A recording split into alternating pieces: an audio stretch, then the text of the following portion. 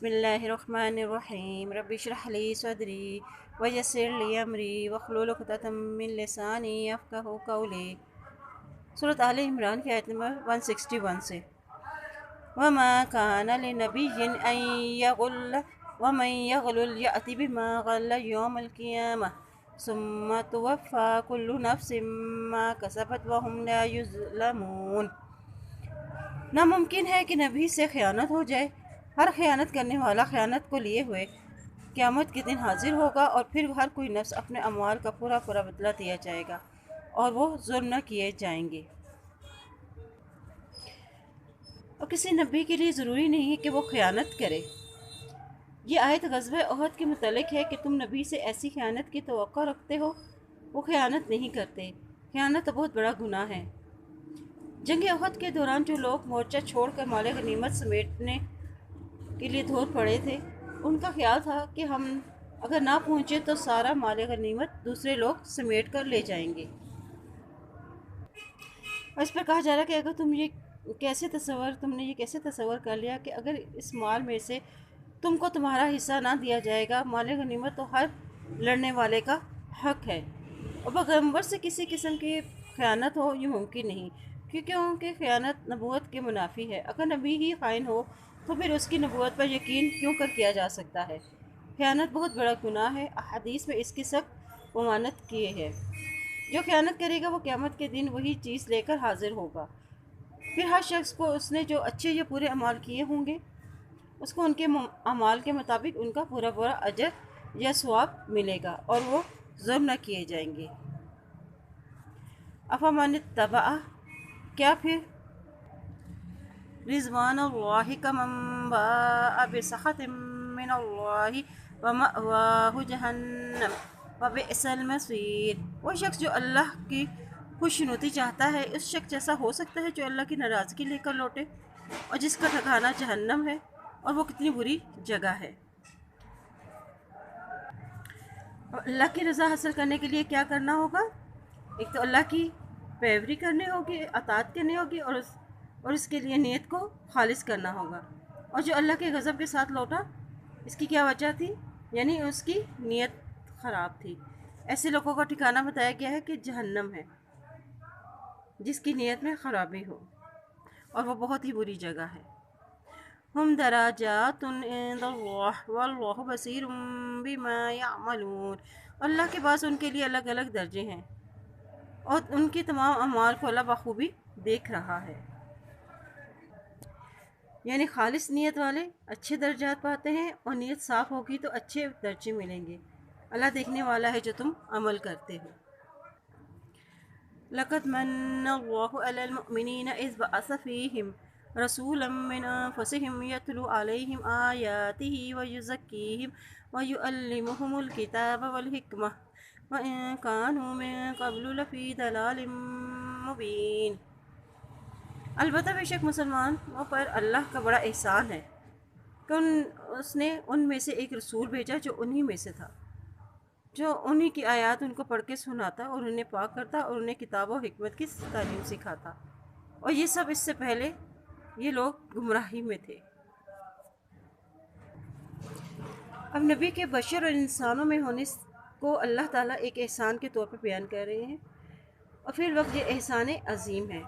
یعنی اس طرح ایک تو اپنی قوم کی زبان اور لہجے میں ہی اللہ کا پیغام پہنچایا ہے، جسے سمجھنا ہر انسان کے لیے آسان ہے، اور نبی کا انسانوں میں سے ہونے کی وجہ سے لوگ ان سے مانوس اور ان کے قریب ہوں گے۔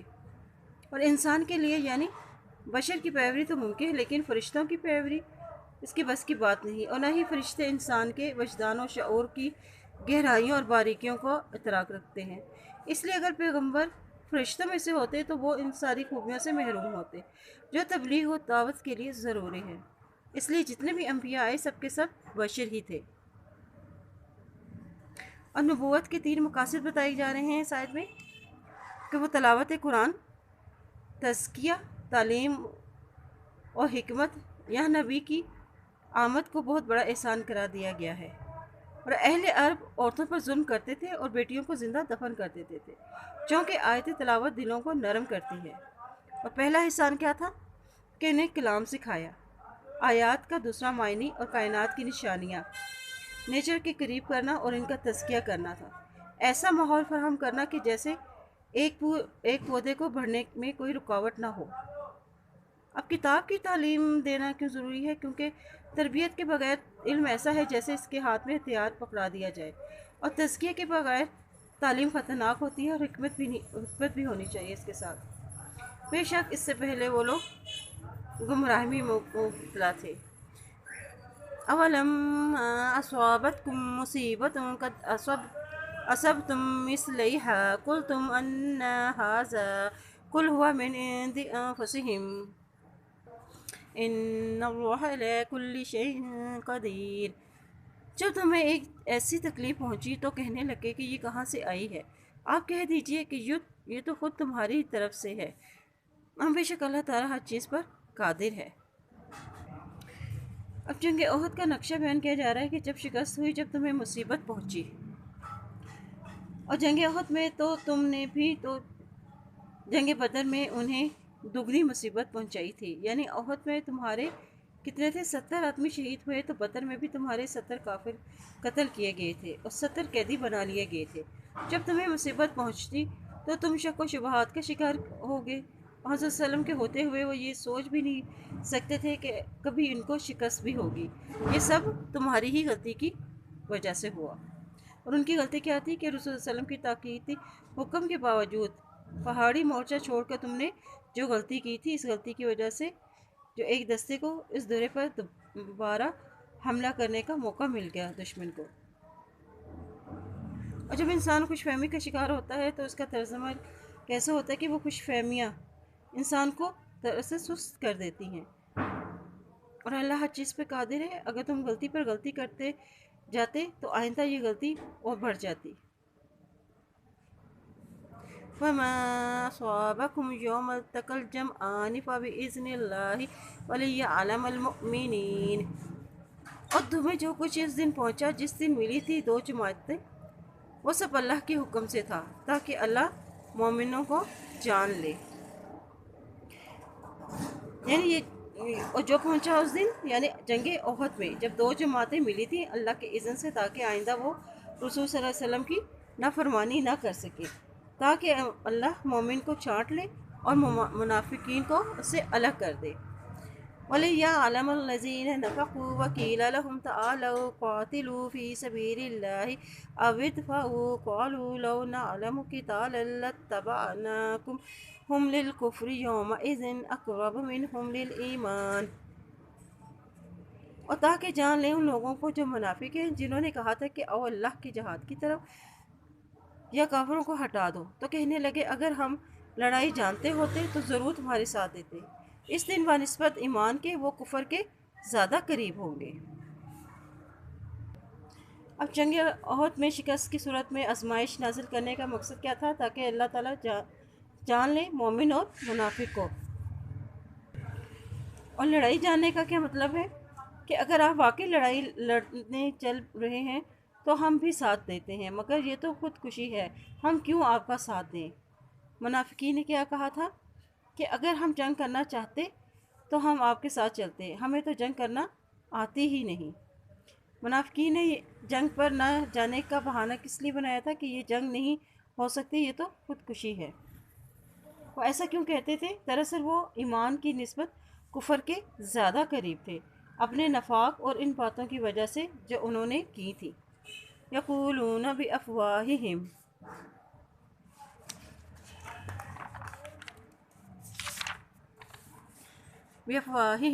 ما لیس فی قلوبہم واللہ اعلم بما یکتمون۔ اور اپنے منہ سے وہ باتیں کہہ رہے تھے اور ان کے دلوں میں نہیں تھا جو، اور اللہ تعالیٰ خوب جانتا ہے جسے وہ چھپاتے تھے۔ اب منافق اپنی زبانوں سے کیا ظاہر کر رہے تھے کہ اگر وہ مسلمانوں سے الگ ہو گئے تو وہ جنگ جیت نہیں سکتے، یعنی ان سے علیحدگی سے ان کے اندر حوصلہ ہی نہ رہے گا، اور دوسرا کافروں کو فائدہ ہو جائے گا۔ اور ان کا ایسا کرنے کا مقصد یہ تھا کہ اسلام اور مسلمان اور نبی کو نقصان پہنچانا چاہتے تھے۔ الذین قالوا لإخوانهم وقعدوا لو اطاعونا ما قتلوا قل فادرؤوا عن انفسکم الموت ان کنتم صادقین۔ یہ وہ لوگ ہیں جو خود بھی بیٹھے رہے اور اپنے بھائیوں کی طرف سے کہا کہ وہ بھی ہماری بات مان لیتے تو نہ وہ قتل کیے جاتے۔ کہہ دیجئے کہ اگر تم سچے ہو تو اپنی جانوں سے موت کو ہٹا کر دیکھو۔ اب یہ منافقین ان کے قول کا رد ہے کہ اگر وہ ہماری بات مان لیتے تو نہ قتل کیے جاتے۔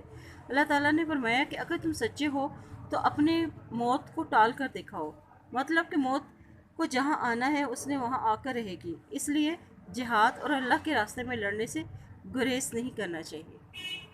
وَلَا تَحْسَبَنَّ الَّذِينَ قُتِلُوا فِي سَبِيلِ اللَّهِ أَمْوَاتًا بَلْ أَحْيَاءٌ عِندَ رَبِّهِمْ يُرْزَقُونَ، اور جو لوگ اللہ کی راہ میں شہید کیے گئے ان کو ہرگز مردہ نہ کہو، بلکہ وہ زندہ ہے اور اپنے رب کے پاس رزق پاتے ہیں۔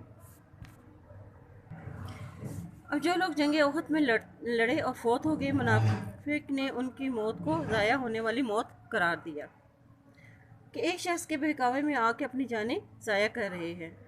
تم جس کو موت سمجھتے ہو اصل میں کیا ہے؟ وہ زندگی ہے۔ جو اللہ کی راہ میں جان دے اس کو مردہ نہ کہو، بلکہ وہ کیا ہے؟ احیاء ان کے، بلکہ وہ زندہ ہیں، اور عند ربہم یرزقون، اور وہ اپنے رب کے ہاں رزق پاتے ہیں۔ شہداء کے ساتھ اللہ کا کیا معاملہ ہے کہ اللہ ان کو بہت بلند مقام عطا فرمائے گا۔ حدیث شریف میں ہے کہ کوئی مرنے والی جان جس کو اللہ کے ہاں اچھا مقام حاصل ہو دنیا میں لوٹنا پسند نہیں کرتا، البتہ شہید دنیا میں دوبارہ آنا پسند کرتا ہے تاکہ وہ دوبارہ اللہ کی راہ میں قتل کر دیا جائے، اور وہ یہ آرزو اس لیے کرتا ہے کہ شہید کی فضیلت کا وہ مشاہدہ کر لیتا ہے۔ فرحین بما آتاہم اللہ من فضلہ ویستبشرون بالذین لم یلحقوا بہم من خلفہم الا خوف علیہم ولا ہم یحزنون۔ اللہ کے ہاں اللہ نے انہیں اپنا فضل دے رکھا ہے اور اس سے وہ بہت خوش ہیں، اور وہ خوشیاں منا رہے ہیں۔ جو لوگ ان سے نہیں ملے ان کے پیچھے ہیں،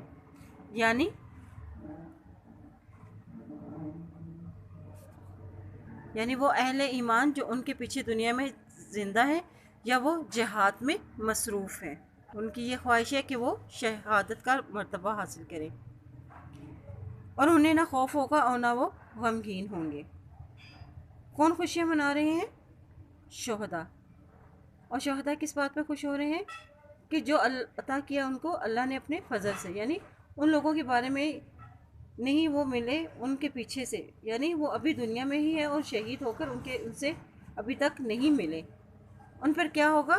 ان پہ کوئی خوف نہ ہوگا اور نہ وہ غمگین ہوں گے۔ اللہ تعالیٰ نے انہیں کیا کیا عطا فرمایا؟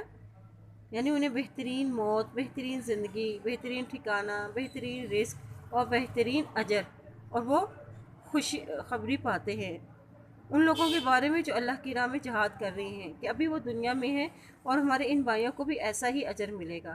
پہلی خوشی کا تعلق دنیا میں رہ جانے والے بھائیوں سے ہے، اور دوسری خوشی اس انعام اکرام کی ہے جو اللہ تعالیٰ ان کو عطا فرمائے گا۔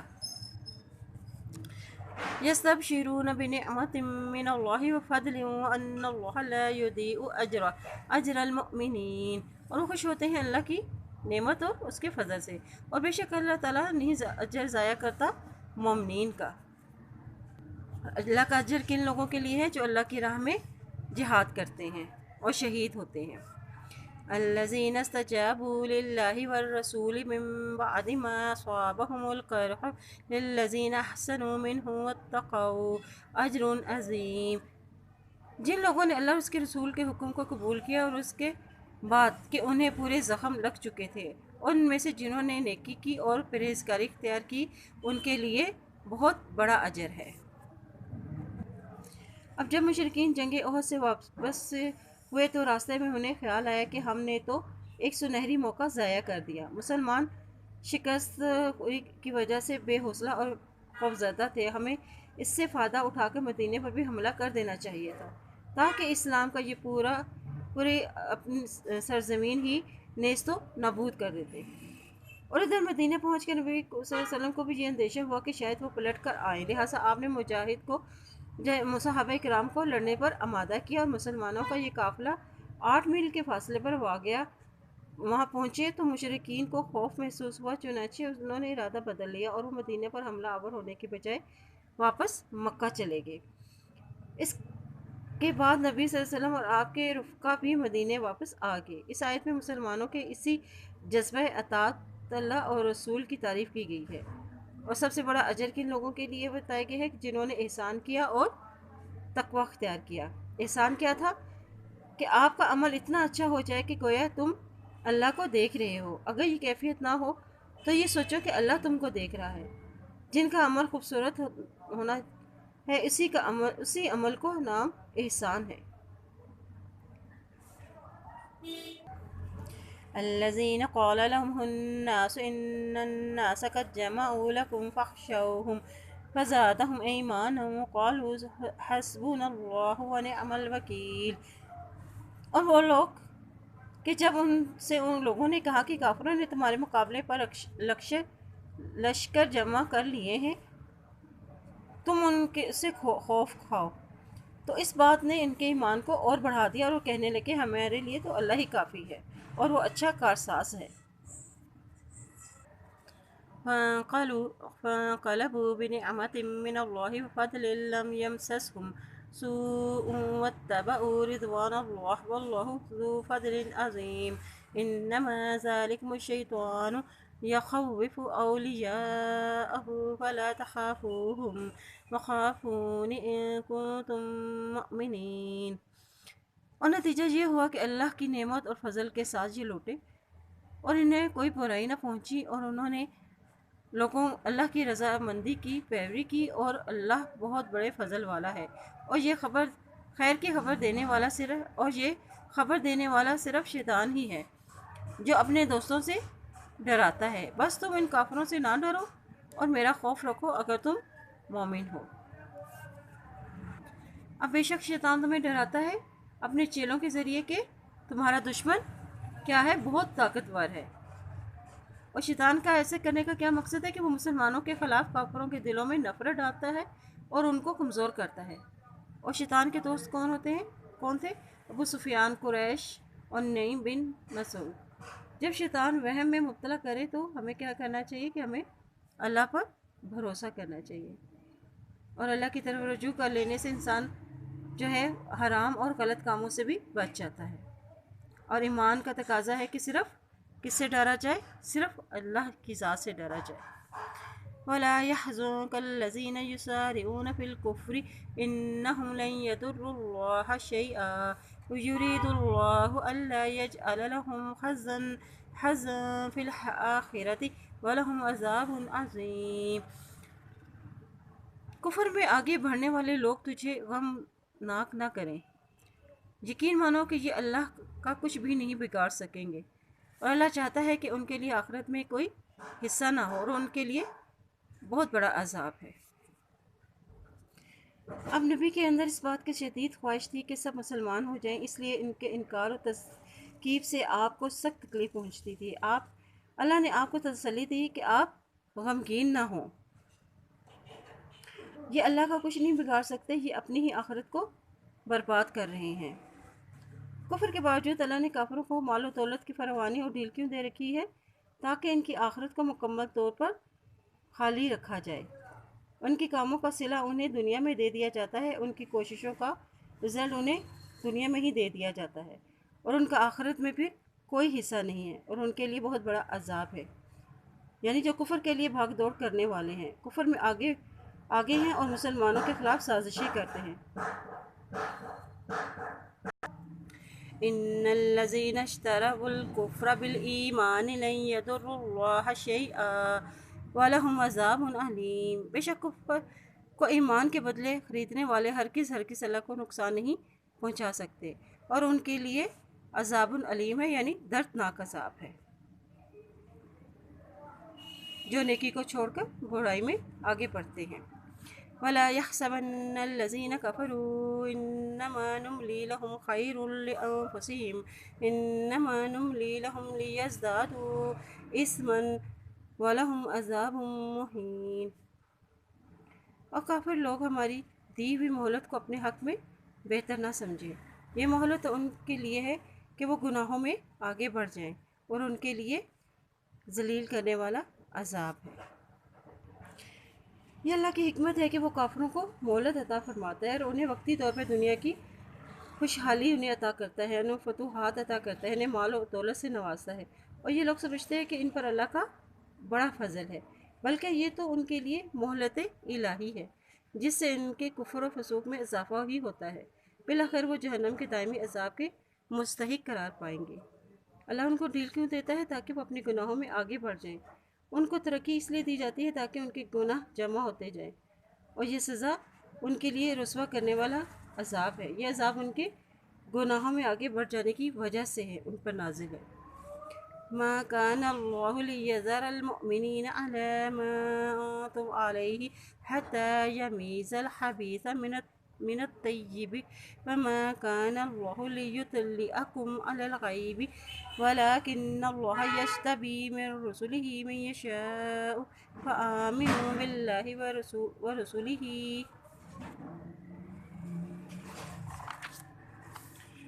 وَإِن تُؤْمِنُوا وَتَتَّقُوا فَلَكُمْ أَجْرٌ عَظِيمٌ۔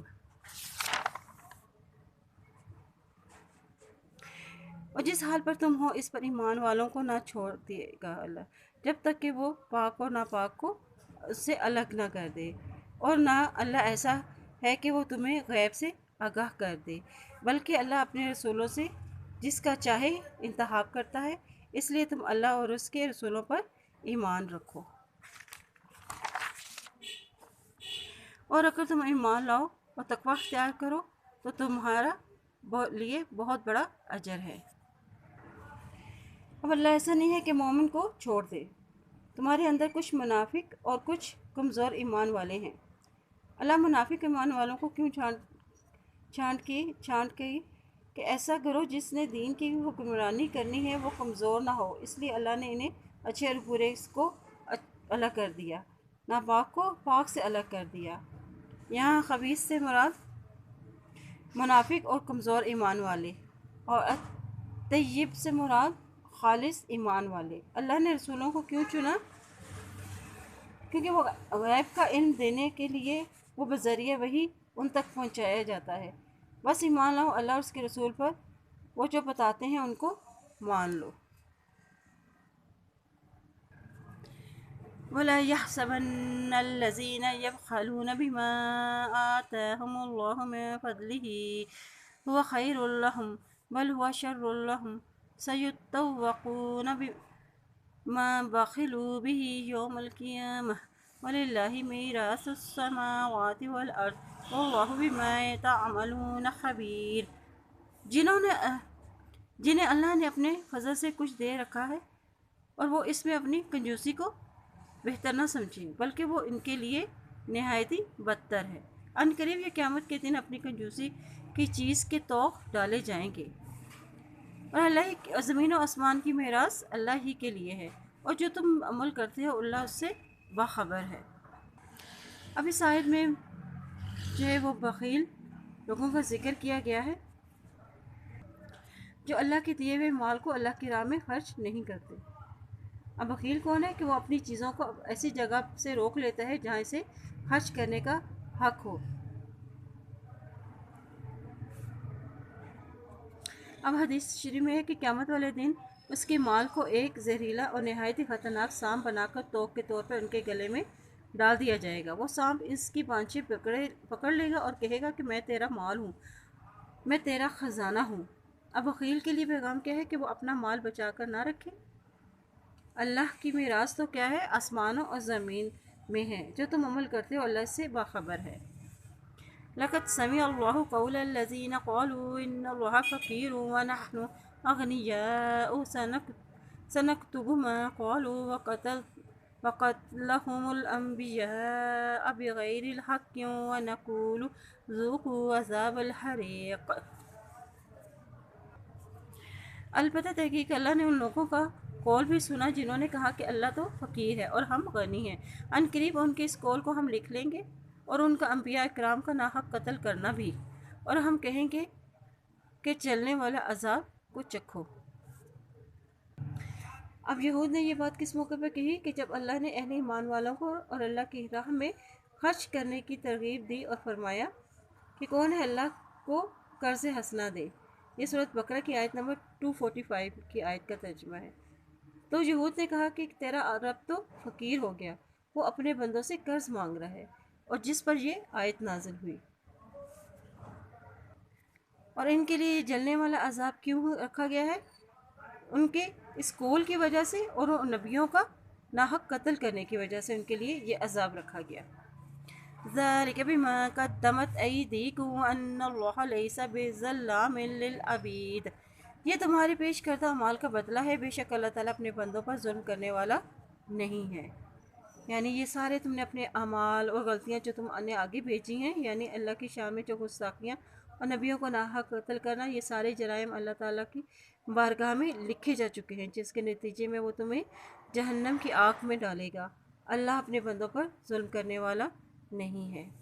الذين قالوا إن الله عهد إلينا ألا نؤمن لرسول حتى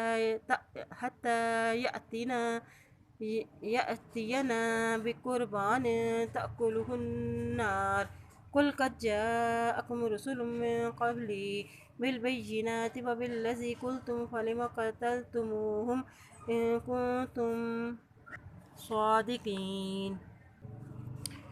یہ وہ لوگ ہیں جنہوں نے کہا کہ بے شک اللہ نے ہمیں حکم دیا ہے کہ کسی رسول کو نہ مانے جب تک کہ وہ ہمارے پاس ایسی قربانی نہ لائے جسے آگ کھا جائے۔ آپ صلی اللہ علیہ وسلم کہہ دیجئے کہ اگر تم سچے ہو تو مجھ سے پہلے جو تمہارے پاس رسول نشانیاں لے کر آئے جسے تم کہہ رہے ہو، تو پھر تم نے انہیں ناحق کیوں قتل کر دیا؟